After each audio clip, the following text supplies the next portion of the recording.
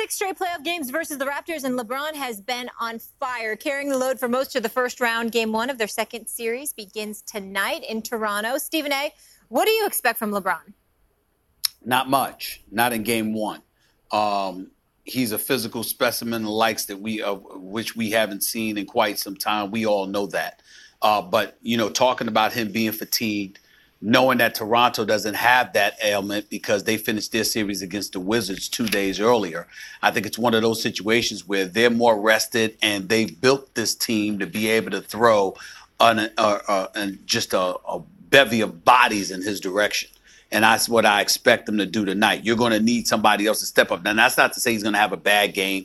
He might have about 20, 25, 27, 8 and 8, something along those lines. It's not going to be a porous performance or anything like that. But the Herculean performances that we're accustomed to seeing him put forth, particularly in pivotal moments, I don't think this is going to happen tonight. I think they're going to throw a lot of bodies at him, and they're going to dare somebody else with Cleveland to step up. And I think that as a result of it, if somebody doesn't, it could be a long night for Cleveland in Game 1.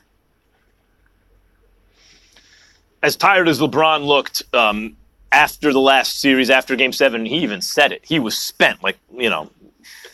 I agree that his legs probably won't be there early in this series, at least not in Game 1. So I expect him to struggle shooting from the outside.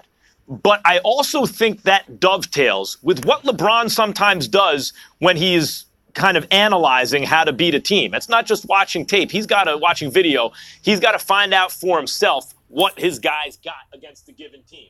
And sometimes I've noticed, and now the circumstances are different, because he comes into this series kind of needing a miracle to beat the Raptors, not like in previous seasons, where I think he felt very confident with Kyrie and a healthy Kevin Love.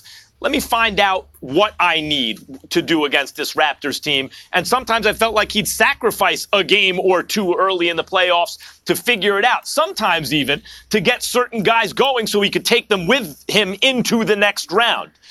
So I think the fact that he'll have tired legs dovetails with what he might try to do anyway here, which is not simply to will his team to victory by scoring 44 points and grabbing 15 boards and dishing out 12 assists to some one of those crazy LeBron playoff games of late, but maybe getting teammates involved. I got to get JR going. I got to get Rodney Hood going. I got to figure out how I can lead this group of guys against this formidable Raptors team.